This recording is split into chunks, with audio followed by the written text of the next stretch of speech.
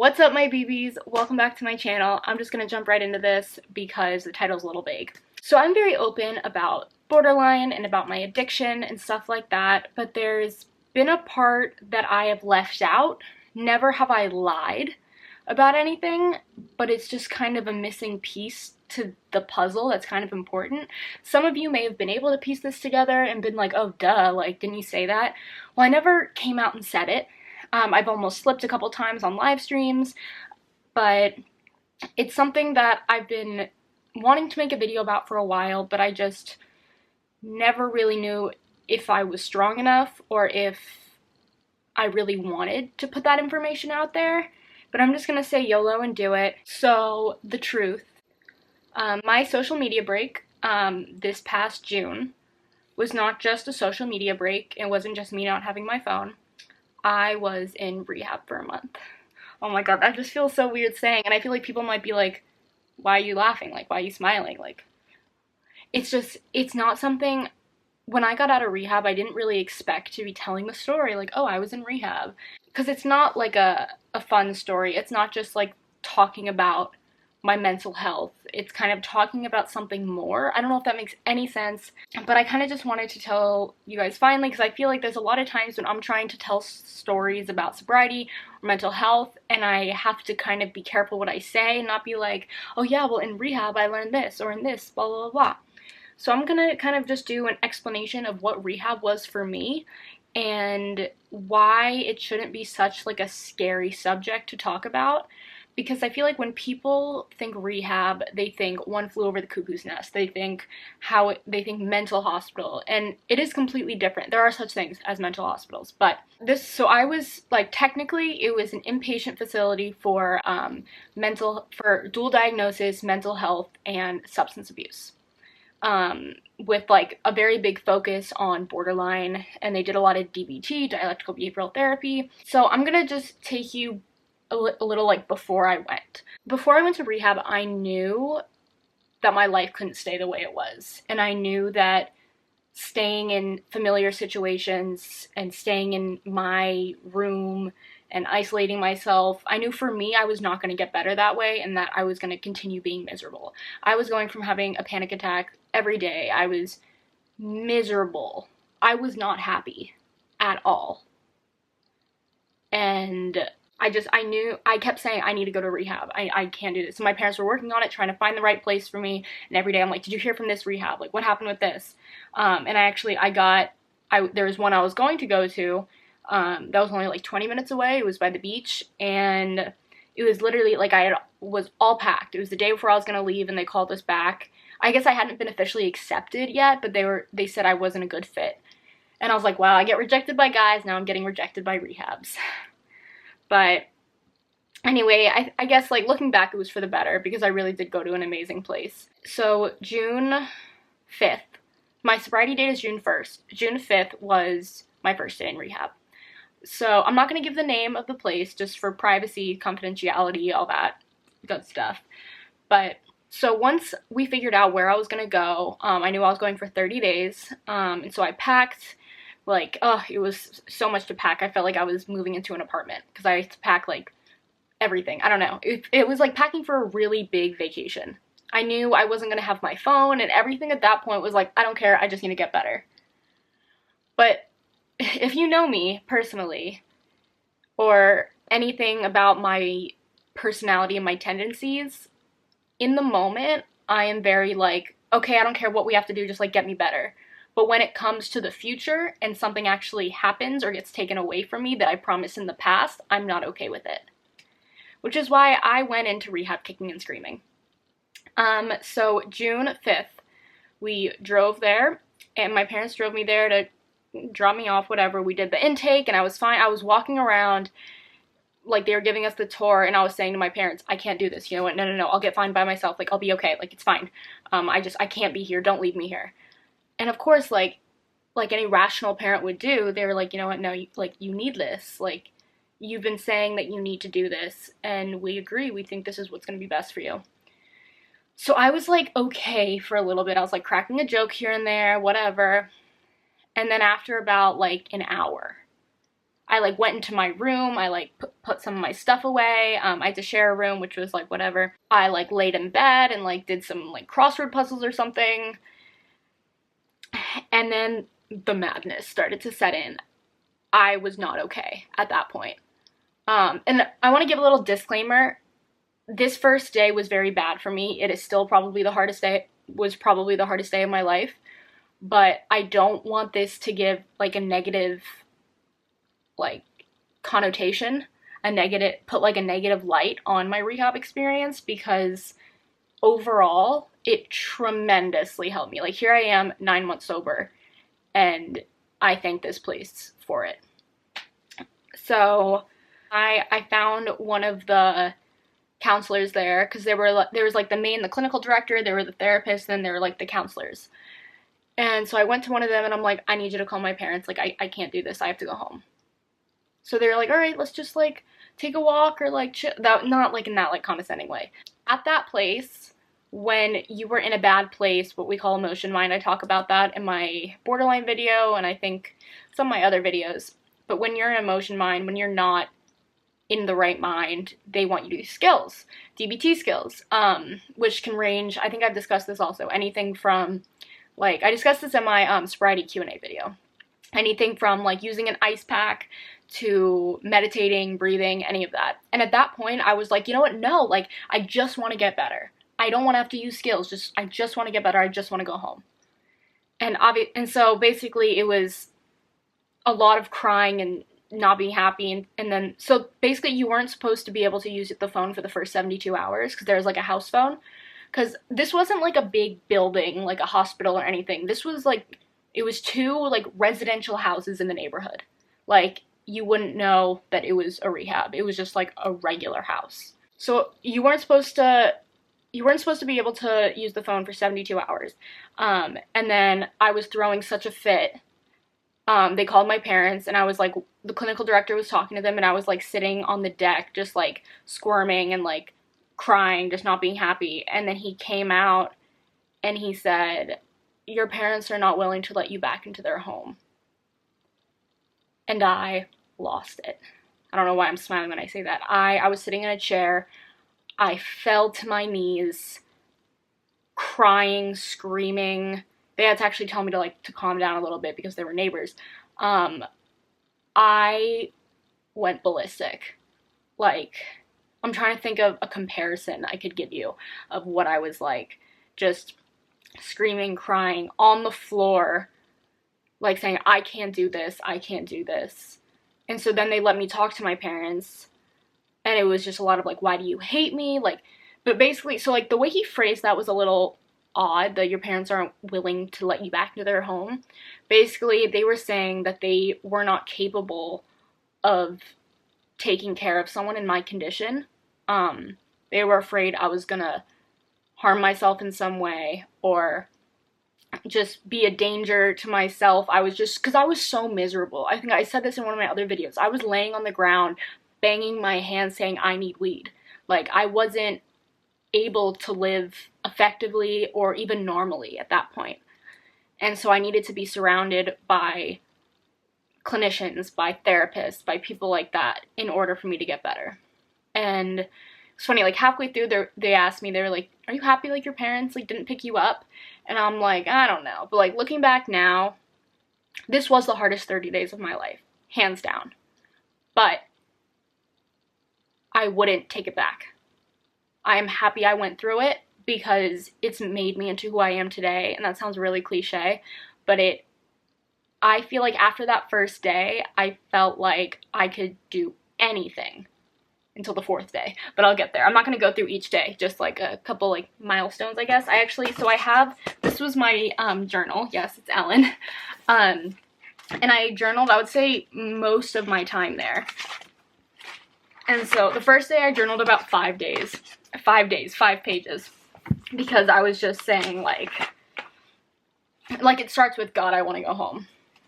And it's just a bunch of, at the moment, I don't care if I never smoke again. I just want to get out of here. I miss my bed and Family Guy and my phone and Lexi. Love you, Lexi. I hate everyone. Fuck this place. I want to go home. Why did I agree to this? This is a mistake. 29 more days of misery. Why me? I just want to cry. Like, I'm not going to read my entire journal. So then after I was told that my parents weren't going to pick me up, it was just that end of the world feeling. Like, I don't know how I can possibly do this.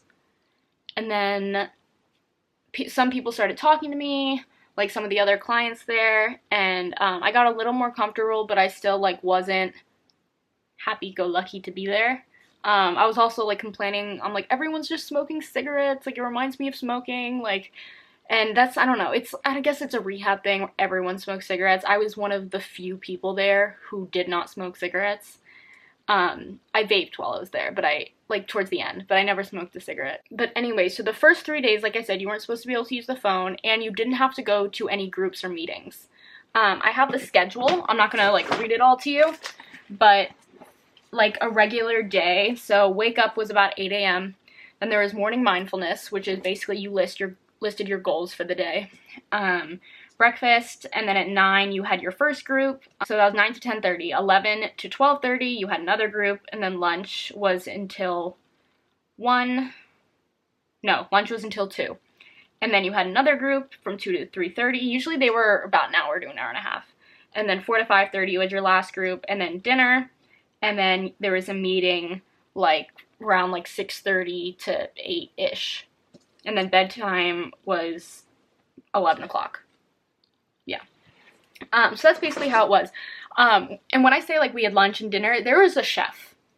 One of, like, the best parts of rehab was the chef. I loved her, and she made the most amazing meals. It was amazing. Back to it. So you didn't have to go. The second day I went, I did actually go to a group. And it was funny, it was someone's goodbye group. That basically, it's, you go, like, everyone goes around, they say, like, they wish you well, and, like, they say good memories, and, like, say good stuff about you, and stuff like that. So I remember I was sitting there while it was someone's goodbye group, and I was thinking to myself, I don't think I'm ever gonna get here. Like, I'm not gonna get to this point where I graduate and where I finish this program, because I just don't see it happening. I just could not see myself being there for 30 days. Day 2 was a lot better, actually, after that. So I'm, like, looking down because I'm looking at my journal, because, like, I don't remember, like, everything. It was, so the second day was when I had my first group, and it was, like, a mock meeting. And so when it went around to me, like, it was my first time being, like, Allie addict. And it was just such, like, a, oh my god moment for me. Like, a very, like, how did I get here? Like, not, I want to say there definitely was a little shame, because I never really thought I would be in that position. But it was also, it was not cool, but it was interesting to be able to share that and relate also to the other stories I heard. Day 3, I went to the clinical director's office, because I was having, like, a good day the day before and, like, the beginning of that day, and I said, I don't usually ask for things because I'm always afraid of hearing no, but is there any way I could call my parents? And he said yes. And so I got to call my parents, and they were, like, crying because they were so happy I wasn't, like, in the same place I was on day 1. But skip ahead. Whew. Okay, so in addition to day 1, day 4 was the second hardest day. I had a very similar experience. And then after that, it's going to be, like, I'm not going to be going, like, so close in days. It was just the first few days were, like, the most intense. So basically, every Saturday, like, you could go to the gym, and then there was an outing in the middle of the day, and then a meeting at night. But so the outing, we went to this museum that was just really boring, and I was not in a good mood, and I was just, like, not doing well there, and just being really upset. And then that night, it was an AA meeting, and I didn't want to go. I'm like, I'm not an alcoholic, I shouldn't have to go. Like, this is stupid. I'm gonna talk to them about, like, having more meetings with my therapist, and less, like, anonymous meetings, because, like, I'm here, like, mainly for mental health, because that's what caused my substance abuse. And so basically, I stayed home. I stayed back there instead of going to the meeting, and then later I was called into the office, sounds like school, on the phone with the clinical director, and he said that my parents were not allowed to come to visit me this weekend. Because originally they said that they were, I forgot to mention that, they said that they were going to allow my parents to visit because I had been doing so well. And I was so homesick at this point. And so I was so excited that my parents were coming. And so when he told me that they couldn't come, I lost it. Again, lost it. I called my parents right after, and he had already told them. They did agree with him, like, they weren't gonna be like, no, you need to let us visit, but, like, they were upset about it, but they weren't gonna be like, oh, well, like, they couldn't do anything about it. And so I remember, again, dropping to the floor, like, in fetal position, having a panic attack. Like, just not being okay. And then I went to the office, and, like, I think I called my parents, like, twice. And then the next morning, I remember waking up crying because I was just so upset that I couldn't see my parents. And what their reasoning behind it, I forgot to mention that, is because I kept saying that day I want to go home. And they were afraid that if my parents came to visit, I, like, wouldn't let them leave without me, and that it would make me even more homesick. So, like, I understand that. I still, like, on my last day there, I said to the clinical director, I still will never forgive you for that. And he's like, all right. Like, it was kind of whatever.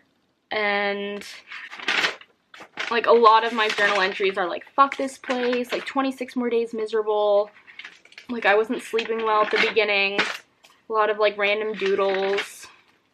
So that was basically, that was, like, the most intense part of rehab. I kind of told you about the schedule. It was pretty straightforward every day. I started being able to, like, wake up without an alarm. It was, like, not, which was weird for me. My sleeping schedule was, like, normal, like a 10 to 7 or 8 a.m. But I met some really cool people that I could relate to a lot. I can't say anything about the people because I don't want to violate HIPAA at all, and get in a lot of trouble. I still talk to a couple of the people that I was in there with. I really like some of my sober sisters. So day 16 was when I got my phone. So it was basically, a lot of it was, it was due to both your behavior and insurance reasons when you could get your phone back. So I got mine back after a little over 2 weeks, and I was so excited. I was, like, waiting for my therapist to get there because she could give it to me. And I still did not, I wasn't sure if I was going to reactivate my account or, like, yet, or what I was going to do. I told them, I'm like, I want to do it while I'm here in case there's any backlash, but I don't want to do it yet. And so it was amazing. The first thing I did was, like, FaceTime Lexi. It's funny, this is the part that I might cry at. Like, Lexi was one of the few people who knew I was there. She is one of the most supportive friends I could ever ask for. Like, when I was on the phone with her, we were talking about, like, Starbucks once, and she's like, yeah, I haven't gotten any since you've been in there because I know you haven't been able to get any. And it was like, that's something, like, little and silly, but it's like, my heart. She's my best friend. I love you so much, Lexi. I started, like, writing the Serenity Prayer at the top of each page, and then the NA third step prayer, which is, take my will in my life, guide me in my recovery, show me how to live clean. Okay, so the last day that I wrote was day 23, because I wrote a lot when things were bad, because it was, like, my outlet, and I stopped writing when things got better. Oh my god, my foot's asleep. Ugh. But anyway, getting my phone back, it was, like, whatever. It was weird because I did get used to not having my phone, which was a crazy idea for me. And so the meetings, we went to 6 meetings, so it was 4 groups a day, 5 days a week, 6 meetings a week. And the meetings, it got to be, it was a lot for me. I mean, some people go to, like, 2 meetings a day, 7 days a week, like, when they're in recovery. And that's, like, kudos to them. Like, I couldn't do that. That's just, like, too much for me. So it was 4 AA meetings and 2 NA meetings. The NA meetings were the ones that I liked more, because even though I understand AA and MA and NA, it's all, like, the same, very similar process. You just kind of exchange the words, like, drugs and alcohol and stuff like that. But NA, the people at these meetings are some of the nicest people you will ever meet, in my opinion. There was one time one of the speakers came up to me, like, after the meeting and, like, put his arm around me, not like a creepy way, and was like, how are you doing? And I think I said, like, almost 30 days, like, that was where I was at that point. And I think I've told you guys the story of, when I got the candle from someone. I'll kind of just give like a quick recap in case people don't remember it. But I did not think I was going to stay sober. I didn't really have that intention. I knew I was gonna barely have to do it, or barely be able to do it. I was like, okay, maybe like I'll smoke on my birthday. I'll smoke like on New Year's. Like I'll smoke once in a while. Because my birthday was like a little less than a month after I got out. There was a meeting I went to and someone was celebrating 8 years. And after the meeting, he came up to me and some of the people I was with and he gave us a candle, which from like his cake celebrating, like, because it's like your birthday. So basically like what that means is you bring it back on your 1 year. And like I'm not exactly sure if you give it back to them or you use it for your own cake or what you do, but you bring it back when you hit a year. And I'm 3 months away from a year, and I'm planning on going back to those meetings, even though they're an hour away, to see those people. And because I have 3 candles, someone celebrating 8 years, 22 years, and 30 years, I believe. And then I have 2 chips from NA of people who were like, I think the 22 and 30 years, saying like clean and serene for multiple years of sobriety. And that's just another thing like to encourage me. But after that first chip, I was like, I want to be able to come back after a year and give this guy the candle and show that like I can do this, and that like he made an impact on me. Because, like, I know his name, I know exactly who he is, and it was just so meaningful for me. I don't know. It completely changed everything for me. Completely changed everything. I didn't share until maybe at a meeting until after maybe 2 weeks or so. I'm not exactly sure. I remember which meeting I shared at, and I had to, like, stand up and go, like, to the front. It was, like, a pretty small meeting. But then I started sharing more.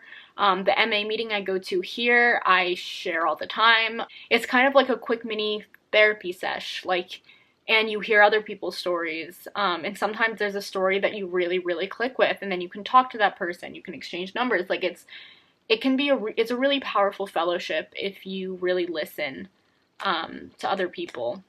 It's funny, I feel like anyone who I went to rehab with, if they watch this, they're gonna be like, this bitch hated meetings. What is she talking about? And that is very true. I was not a big fan of meetings because, I don't know, especially mostly at the beginning, I was just like, I don't want to go to AA. I don't want to have to sit still for an hour. I don't want to do this. I don't want to do that. I was very against everything, very negative to everything. And there were still moments towards the end where it was just a day where I'm like, I don't want to do this. But it was the fact that, I don't want to say forced, I was forced to, but I want to say I was pushed to do more and be out of my comfort zone. I stopped my last clip because I lost my train of thought, so I don't know how, like, it might be very poorly edited right there. But, so my parents would visit me, like, after that first weekend, like, every weekend they came to visit me, and, I mean, it made me kind of understand why they didn't want them to visit, because it was very, very hard leaving them. Like, oof. And like I would say like the middle 2 times, the first and the second time they came, when they left, I was bawling. And like I didn't want them to see me because I was like, I don't want them to like not let them come again, but it was fine. Like there were definitely some low moments that I had in there. And there are also moments that I will never forget. And I made some great friendships, great relationships. That's why I say, like, this past New Year, I was like, people always say, oh, next year is going to be so much better, this year sucked. But, like, 2019 will be a year I will remember forever. I will never forget the year I went to rehab. Like, I don't know, I'm probably going to disable comments for this video, just because this is probably the most personal thing I've ever talked about, at least for me, and I just don't want to hear it from some people. As in, like, the negative things. If you want to DM me something positive, I'd love that.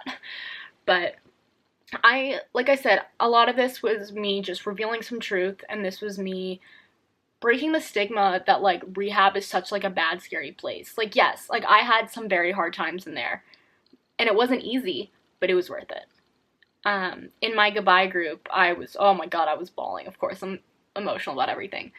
But they asked me at the end, they said, so how do you think you did it? Like, because you were so reluctant to everything, and, like, even the clinical director, and I don't want people to take this the wrong way, he was like, honestly, I didn't think you were gonna make it. Because I really was trying to, like, get out of there. And people were like, oh, you can leave, like, it's voluntary. And I'm like, no, I don't have a place to go. But So they're like, how'd you do it? And it was being forced/pushed to not isolate myself all the time. Like, I had a roommate. I was always like out on the porch talking to people because I knew if I spent too much time alone, I was going to go to a dark place and be very miserable again. And so it was forcing myself to just socialize. Even if I wasn't talking, if I was just like sitting out in the porch where other people were talking. That helped so much. Whew, I feel like that's all. Oh, reactivating Blazing Barista. So, let me find the day I did that. Okay, so on day 20, it says, I reactivated Blazing today, made the announcement, and I got so much support. And it's funny because if you remember that video, it's still in my bio. I was looking down for a lot of it, and that's because I was reading, and I said I was reading, and that's because I had it written down right here. I mean, I said it. You don't really need to read it and look at it, but like there's edits on it because I wanted to make sure it was perfect. But anyway, that was the story of my time in rehab, and like I said, it was the hardest 30 days of my life, but I wouldn't take it back for anything. Also, I guess a little quick announcement to, if any of you were there with me during rehab, like if anyone watching this was there with me during rehab, I love you, and thank you for making my experience so much better and giving me friends and sober brothers and sisters and putting up with me on my bad days and everything like that. I truly appreciate it more than you guys know. You know who you are, and you are loved. Thank you guys so much for watching this video, and thank you guys so much for supporting me throughout this whole process. Just a fly. Why can't my outros ever be normal? Anyway, thank you guys so much for watching this video, like I said, and supporting me through this process. If you like this video, give it a thumbs up. Go subscribe if you haven't. I put out new videos weekly, and I'll see you guys next time. Bye, guys.